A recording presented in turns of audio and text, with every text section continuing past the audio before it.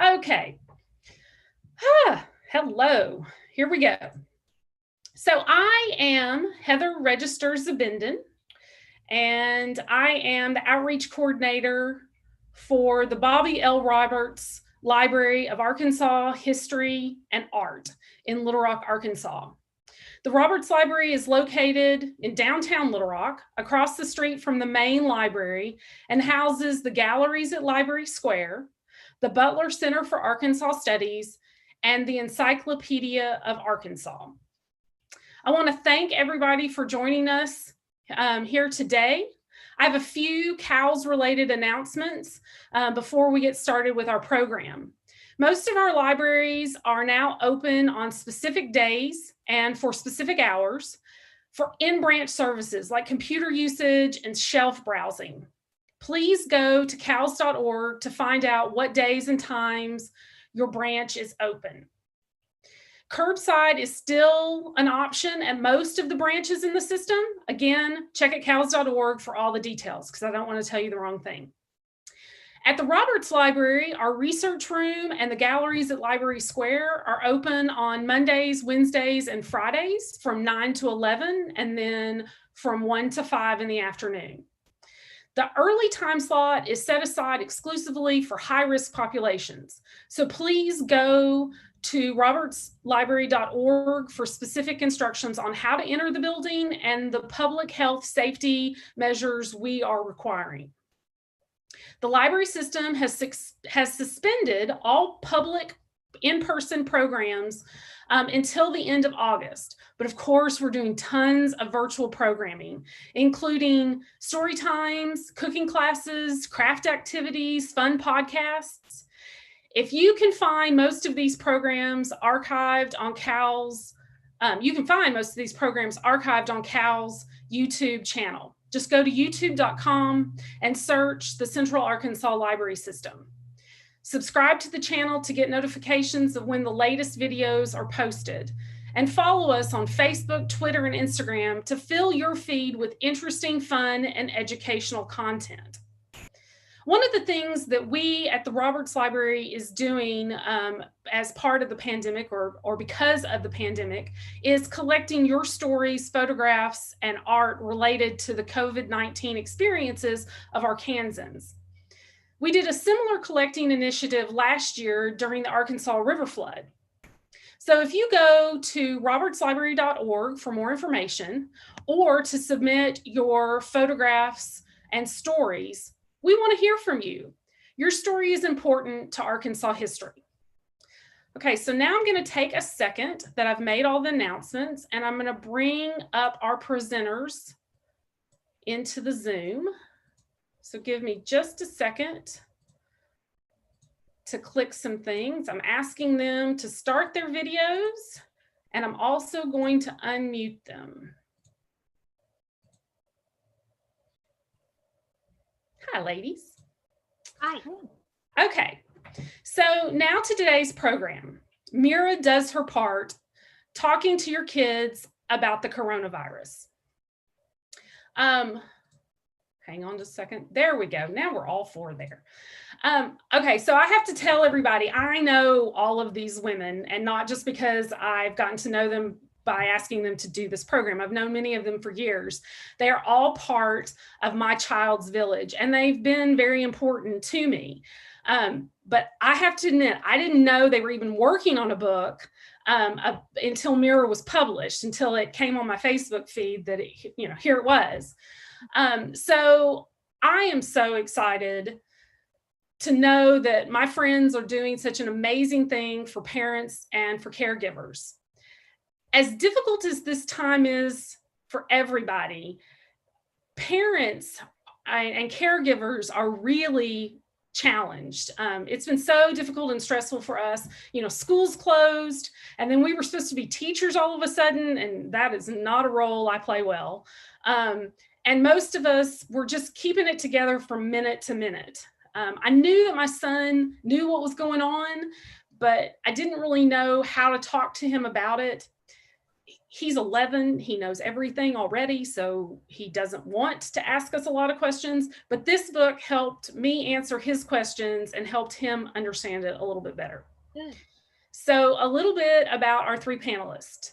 Jen Holman is a storyteller and has published 5 fiction novels under a pen name. One of these novels won a Rosemary Award for Excellent in Young Adult Fiction. Dr. Kristy Bondurant is a microbiologist and epidemiologist. You don't know how many times that word makes me tongue twisted. She enjoys sharing her love of science with children, and I can speak from firsthand experience on that. And Carrie Smith is an award-winning artist whose work, Jet Lag, recently won a prize in the 2020 annual juried exhibition of the Mid-Southern Watercolorists. The piece is on display in the West Gallery of the Roberts Library and will be up for a couple more weeks. So please take a moment to come down and visit us and take a look at that, as well as the other pieces.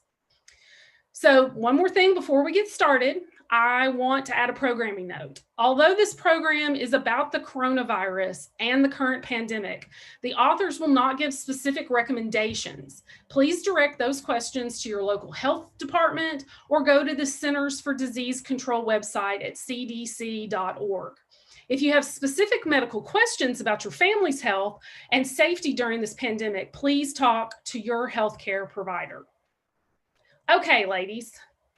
So I guess we want to start a little bit, how did this come about? How did y'all keep it a secret from everybody until the book was published? So kind of, Jen, do you want to start? Sure. Carrie and I had worked together before. She, as you mentioned, is not just a great artist with watercolor and other mediums, but also she's a great graphic artist. And so she had created some book covers for me. And Carrie may talk about this, but she is not in Arkansas anymore. She's in Germany. She and her husband are stationed with the Air Force. And so she contacted me by Facebook Messenger early on, mid-March, and said, let's write a children's book about this. So it was all Carrie's idea, the whole thing. So we can blame her, and Kristy, we know from school, at our kids' elementary school. In fact, that's how most of us met. Dr. Bondurant teaches kids science at our school. And so we knew her. And so we needed an expert on pandemic disease, and we had one locally. So we called Kristy. So how did y'all, you said Carrie's in Germany and y'all are here in Little Rock. And so did you Zoom? Did you FaceTime? Was it over email? Carrie, you go. Well, it was really honestly just over Messenger. First, we started tossing ideas back and forth. We started thinking that maybe it should be kind of a sillier book for younger kids with a panda in it and, some animals. And then Jen wrote a draft and then we kept talking and it just morphed and it just kind of took a couple different shapes before then we started taking it kind of to paper and talking about how we could fill in the story over the course of the book. And, it just kind of evolved. And each day we would come back to Messenger, really. The first time we saw each other through this whole thing was actually when we were on the news locally. We hadn't even ever thought to, I don't know why, jump on a video chat. We're all just waving in the video. Yeah. Hi, there's your face. But with the time, it's a 7-hour time difference. And so a lot of times Kristy and I would work locally, during the day, and then Carrie would, when she had time, would do her work. And so we would just communicate that way. And it worked for us. It probably took us a month. You think a month from start to finish to publish the book? That's amazing. So I meant to hold it up. Here's my copy. It comes in paperback, and I think it also comes in hardback now, right? Yes, it does. And you can buy it from your local bookseller here in Little Rock, I know for sure. And then you can also, of course, get it from Amazon. But it is a beautiful book, and it tells everything that you need your kid to know, which is nice. There's not a lot of extra, which is good. I think sometimes kids' books can get a little too much with the graphics and too much with the words, and it was just perfect. I like that we tell a story. We tell Mira's story about, being suddenly alone and social distance during the pandemic. And then at the end, Dr. Bondurant, Kristy wrote a really great addition to the book, which there's a pandemic's history and facts at the end, which is wonderful. There's a selected timeline of different pandemics throughout history. And there's also a glossary, which has definitions in kid-friendly language. So we did, think about that, about not just telling a story, but educating, hopefully, kids and maybe their parents too. Well, yeah, because we're going to talk probably more about this at the end about really talking to kids about it. But, I know that for our household, we have the news on in the mornings and usually in the evenings. We're trying not to keep it on all day long. And I know that Will hears over his video game noise that, these different words like asymptomatic and we got our masks. And y'all were saying the other day that, you really wrote this before the mask was as big a deal as the mask is now. And so he doesn't necessarily want to go outside because he doesn't want to have to wear his mask is the problem. So, well, Jen, do you want to do a little reading from it? Sure, I will. Do you want me to read the book or just part of it? It's short enough that I think you can read it. Okay. So I'm gonna spotlight your video, so it's just you. So it's Mira Does Her Part: How One Girl Vanquished a Virus with Healthy Habits. We made a dedication in the front of the book. This book is dedicated to those in the healthcare and science field who fight dragons every day.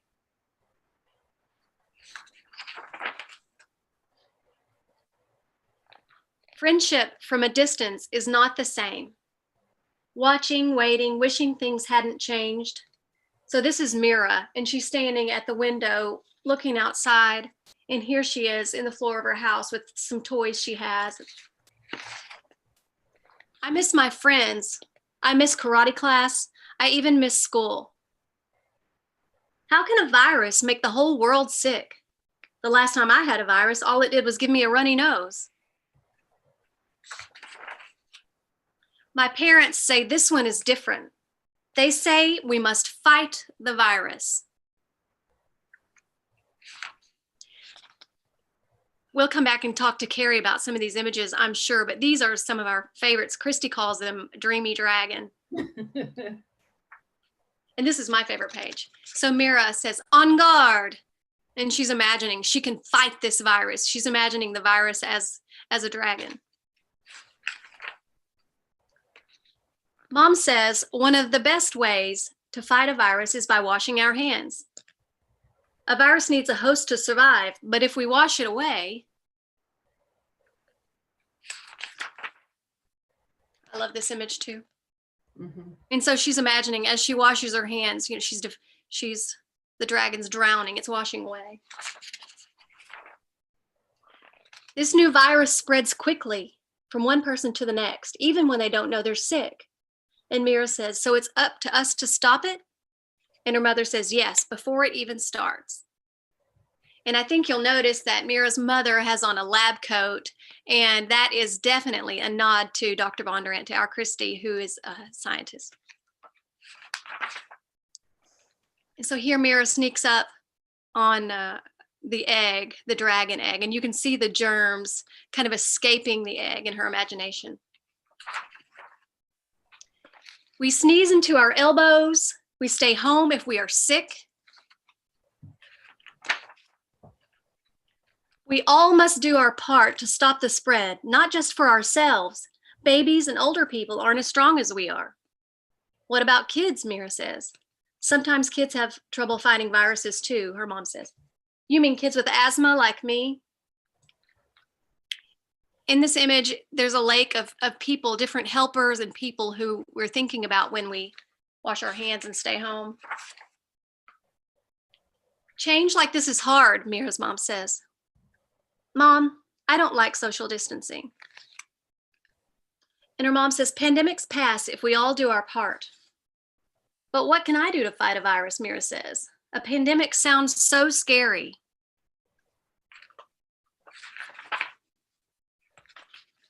There's plenty you can do, Mom said. The world needs you. Pandemic is an old word that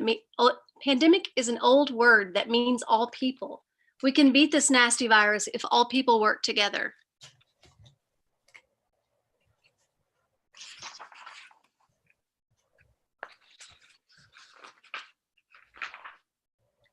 Keeping our distance for a while is one way, her mom says. And staying home if we feel sick, Mira says. Yes, said Mom, and washing our hands too. And so Mira's thinking here, she's thinking about what she's learned. Social distancing, hand hygiene, and staying home.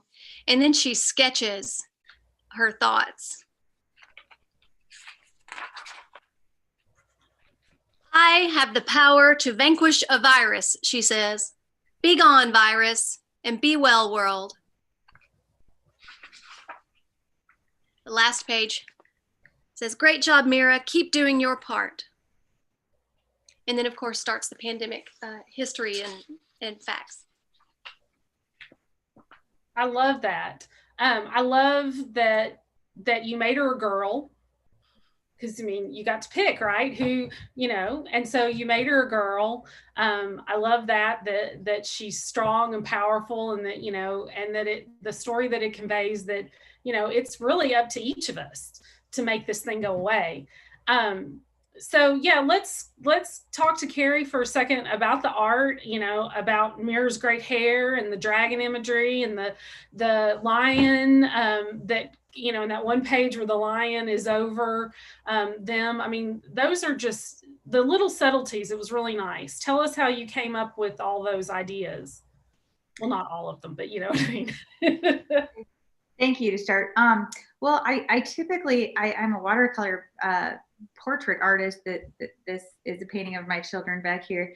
And I just found myself, I think a lot of people, you know, mentally kind of stuck. I couldn't paint anything. I just was stressed, I guess. And I know Jen and Kristy both felt the same way. And we had our kids, you know, sitting next to us doing their schoolwork. And so my son Gus is 8 and he loves drawing Pokemon and all these things like that. And so I just kind of gave up painting for a little minute. And I said to Jen at that point, you know, we should write a kid's book, because I can always, you know, do little doodles and sketches. And so sitting next to my son drawing was just a way we could spend time together and, you know, fill the day.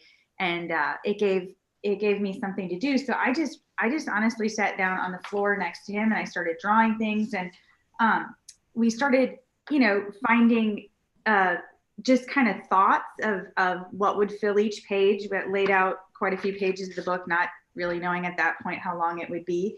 And then I just started, you know, going through different imagery. I started dropping paint down to make viruses, you know, all different colors and shapes, and just trying to think of, you know, different ways that we could come up with this. And then I took a marker and I started drawing, you know, just different sketches, and some I would color in.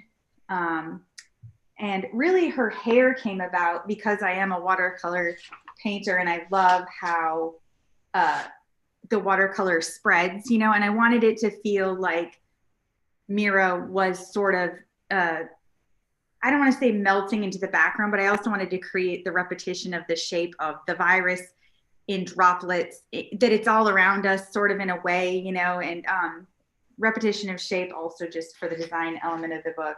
But I just kept sketching. I have piles and piles and piles of different things. And then I went onto the computer, and since I'm a graphic designer, I dropped in the dragon over the top. That one that Jen was saying was her favorite is actually really underwhelming when you see what it started with. And then I layered, and some of them are even I just started with, just some washes of watercolor, and then I built the pieces on top part by part. Here's the lake image before the dragon got put on him. Oh. And I just, each day, it really did work out nice. I feel like that the time difference, because we could really react to each other back and forth. So I would work during the day, and then I would kind of take a picture or show them where I was at. And then I would go to bed. And then when I woke up, I had notes and, yays and different things to encourage me to keep working. And it really was a lovely distraction, and a way to keep my mind busy and also spend time with my son drawing. And it was really fun. It was great. And the camaraderie of each other.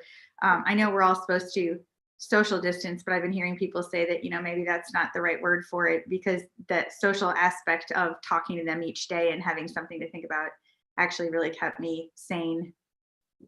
Well, we found ways to be social without being in the same space. And it does need a new word, because, I think, we've all had our Zoom happy hours or coffee breaks or whatever. So I could see how it would, keep you going in those early weeks.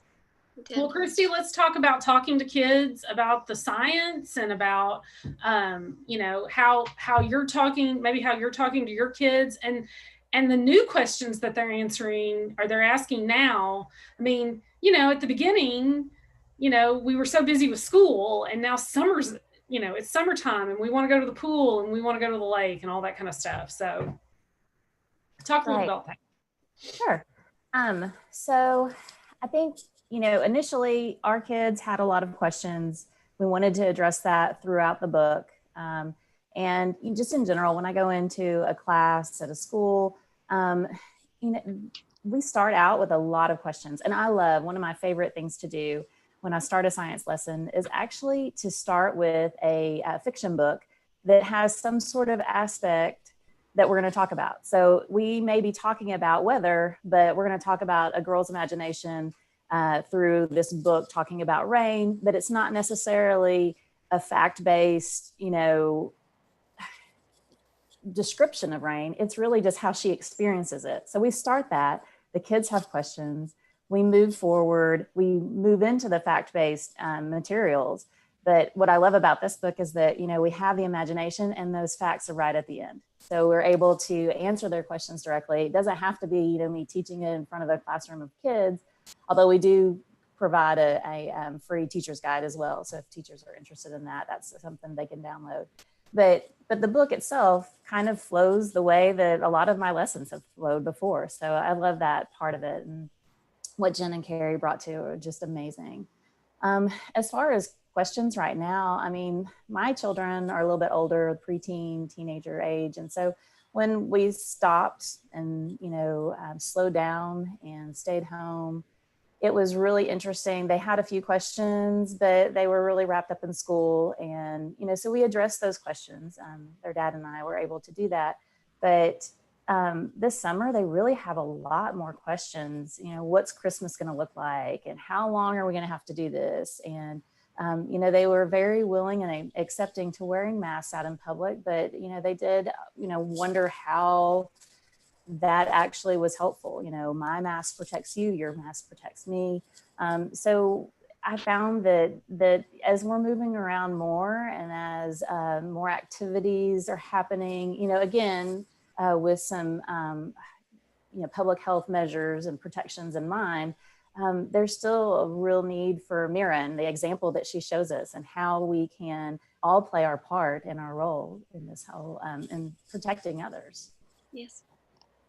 Someone said yesterday on a Facebook group that I'm pretty sure we're all in that, they're not so much about going back to school. They were talking about going back to school, and they're not so much worried about their little ones and hand washing because it's such a regimented part of their day. I think we're all worried about our older kids and because by the time they get into upper elementary and middle school and high school, they're really supposed to wash their hands on their own and not have to be reminded 9 times a day by a teacher. And so yeah, I think we all have to think about that. And I think there's been a little bit of insulation that we've had at home. I probably don't wash my hands as much at home than I do at work, just because I'm not thinking about it. Who am I going to get sick? Van and Will when I haven't left the house? If that happens, I'm going to be mad. I think kids, this has become a part of their life and their routine. I have a 6-year-old, that's my youngest. She's 6, and she doesn't hug people anymore. She'll just go air hugs, and that's just part of life now. And so maybe in the last 3 months or so, they've learned ways to not get so close to people or take risks if they, for when they go back to school and things, if this virus is still around, which it will be. Yeah. No, go ahead, Carrie. I was just going to say, and I think that that's one reason that the story that Jen wrote is so great. And that, in many aspects in history, we see books,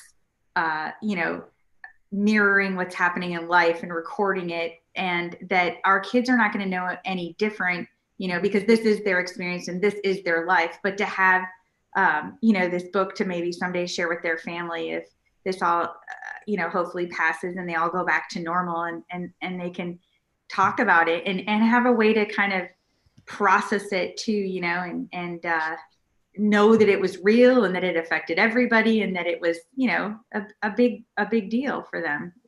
Right. A little piece of history. Yes, definitely a piece of history.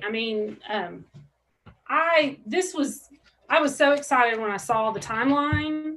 Not only did I love how it is graphically portrayed with the size of the virus drop, but we've been doing a lot as a historian. We've been doing a lot and answering a lot of questions about the pandemic of 1918 and the flu. And I personally have had some family members say, well, we all get the flu, it's no big deal. And then, you see this timeline, and you're reminded that, that the 1918 influenza killed between 40 and 50 million people.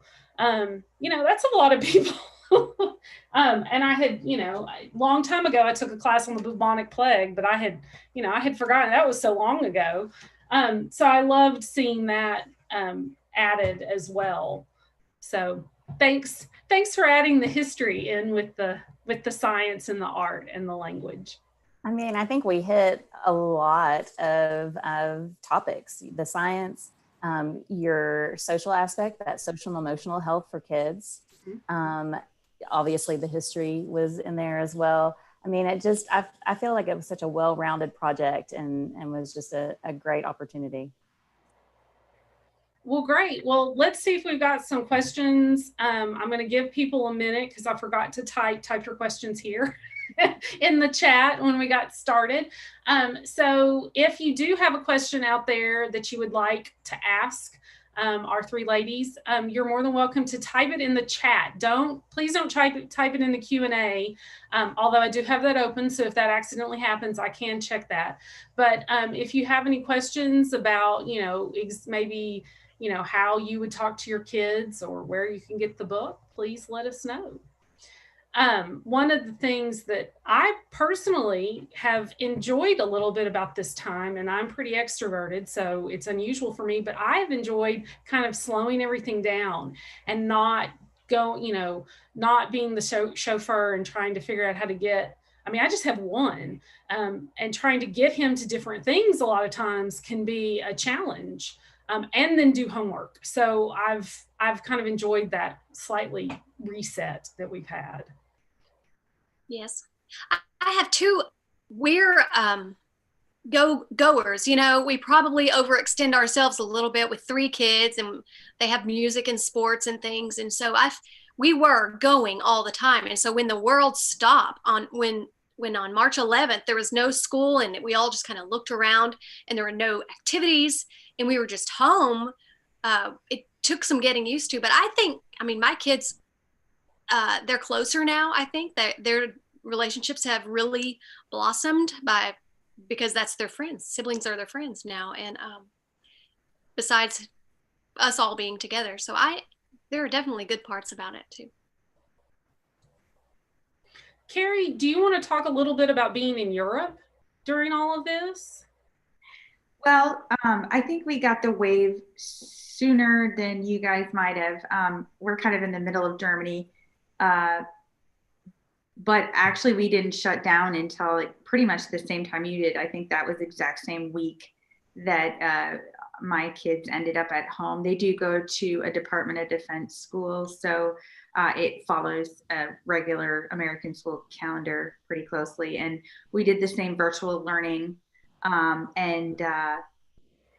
Germany has opened up, but we are required to wear masks everywhere we go, every grocery store, any place in public, pretty much that you go. It's just a required aspect. So is contact tracing.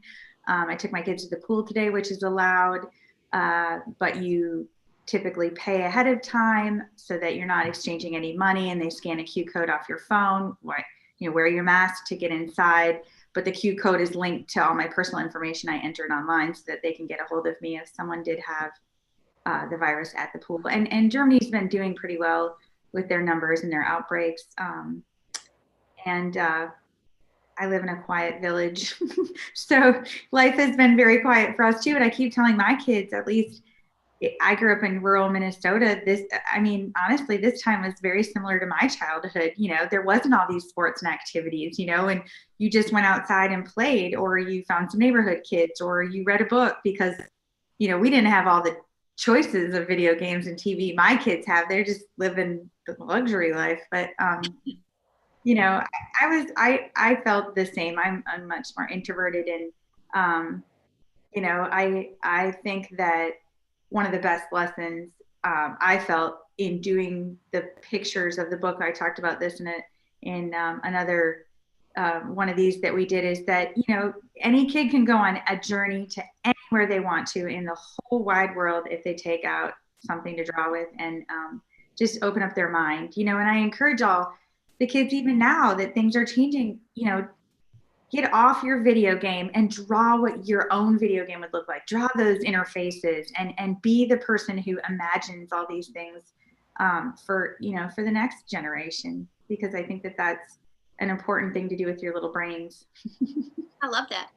I sure wish Will Benden would do that. Maybe you should offer a virtual class on that.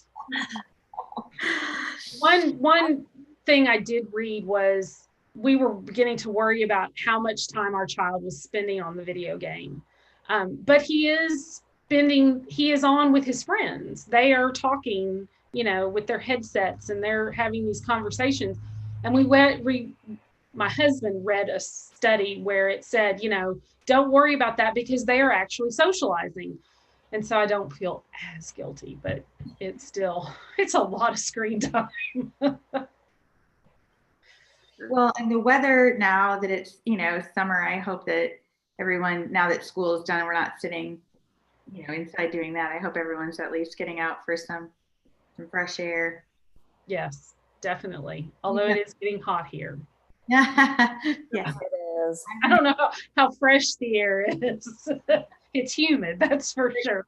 There's no air conditioning in Germany, fun fact. So it is also getting hot here.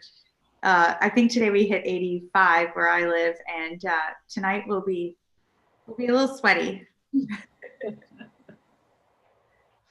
Well, does anybody want to add anything else? Okay, that's good. I just wanted to give y'all the opportunity. Thank you. Thank you so much, y'all. Yes. Thank you. Oh, I was just going to say thank you for putting this together, Heather. We're happy to do it, and I enjoyed it. Well, good. Well, I'm so glad. Well, thanks for taking the time.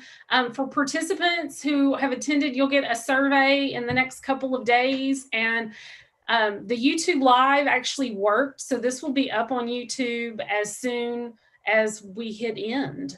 It'll just stay on YouTube forever and ever and ever. So So, but yeah, thanks y'all. I really appreciate this. Is so important for us to have these kind of discussions. So thanks everybody. Thank you. Bye. Bye.